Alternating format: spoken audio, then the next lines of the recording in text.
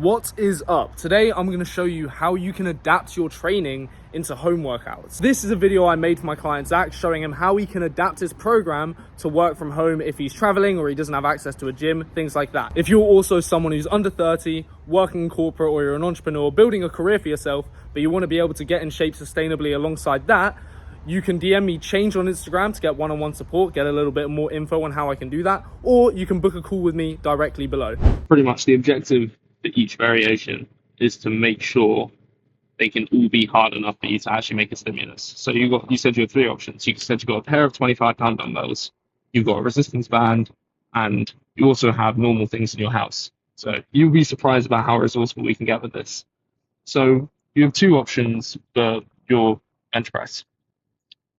I mean, if I were you, instead of doing a bench press and pec deck, you're just going to do 3 sets of one chest exercise, purely because, again, your options are limited. So you could either use your 25-pound dumbbells to do dumbbell flies if you have a bench at home. If you don't have a bench at home, this is what I do. If you have 2 pillows, like just on your sofa, literally grab them and hold them in front of you as if like you're finishing a rep of a pec deck, and then squeeze them. Let me put my phone up and show you if you don't get what I mean. So you'd have like 2 pillows in front of you here, and you just squeeze them as hard as you can. Obviously, it wouldn't be as good as if you were here or somewhere else, but again, it's better than no chest stimulus. So that's what I would do. And how I would do it is do like 5 reps of like quick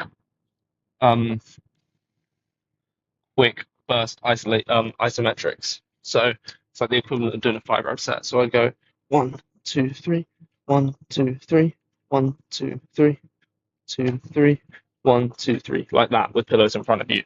And then rest for 2 or 3 minutes and do the exact same again. And the idea is you're putting your absolute maximal force there. So the idea behind that is, if you think about like the time you're spending like contracting your muscles, so like doing the concentric of the movement on like a normal set of chest, you're literally just matching that doing an isometric. This train is for Birmingham Wall Street. The next station is Birmingham Wall For Street. leg extensions, it's a little bit more complicated. Here's what I would do. Now, if your ankle allows, I appreciate it might not, you could use your 2 25-pound dumbbells and use your sofa or a bed as a bench and do Bulgarian split squats. If you don't know what the form looks like for them, let me know and I will send you a demonstration.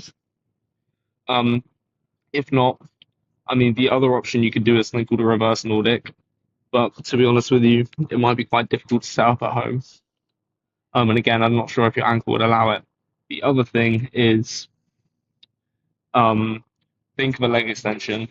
All you're basically doing is pushing your ankle against something, so there's force against your knee trying to extend. So you pretty much just mimic that. You could sit on a chair with like your ankle against your bed and just try and extend your knee against it. And do the same thing with the isometrics I said for the pec deck, doing like 5 reps of 3-second reps. So it's like 15 seconds is your total. Think of it as like time under tension, I guess. Because if you think of what it would be for an actual set, if you're doing like somewhere in the realm of 8 to 12 reps, they're probably 1 to 2 seconds per rep. It's pretty equal in terms of like your time in a concentric, right? So yeah. Now, in terms of a tricep pushdown, this is where I would use, so you can either use your dumbbells to do an overhead extension. So that would look like this. Depending, you need to let me know if it will be heavy enough, but you can always go higher reps and do things like pausing reps and going really, really slow on the eccentrics and make it harder, even though it wouldn't be as ideal as going heavier. You can use the dumbbell to go like this, or if it's too heavy, you can use it to go like that. The other option you can do, and this is what I've done on holiday in the past, is like you can literally get a backpack and put heavy things in a backpack and use that as a dumbbell and do that. So I wouldn't worry about the squats. Tricep dips, I wouldn't do that. I would just do 3 sets of what I said for the triceps. I'd just do 3 sets of what I said for the leg extensions for the squats. In terms of lateral raises, again, you can just use the dumbbells you have, or you can literally go up against the wall and try and lateral raise against the wall. So again, it's an isometric. So it'll be a case of you going here and trying to lift your wrist like that. And again, following the same rule as I said for the other movements.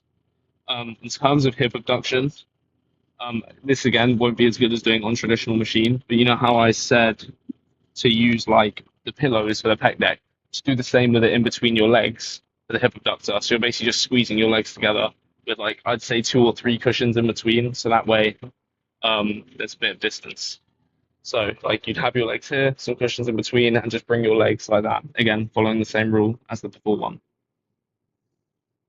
And in terms of the kneeling ab crunches, literally just do unweighted crunches, but make them as difficult as possible in terms of going slow on the eccentric, getting as much spinal flexion as you can. So remember I gave you that analogy of when you're doing a crunch, imagine my fingers your spine, the tip of my fingers your chin, and this is your belly button. You want that to bend in like that.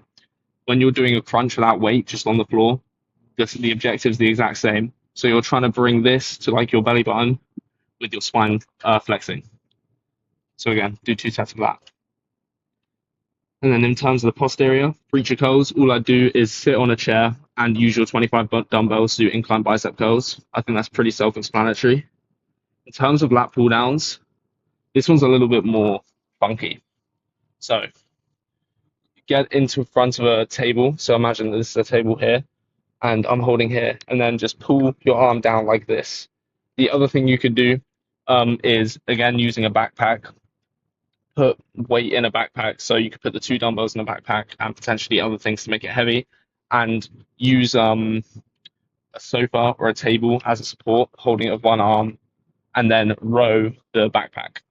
So those are your 2 options. So you either do this again for 5 reps of 3 seconds. So putting your elbow down here and pulling it down like this, because if you think about what you're doing in a lat pull down, you're doing this, right? You're moving your like elbow from there down to your side.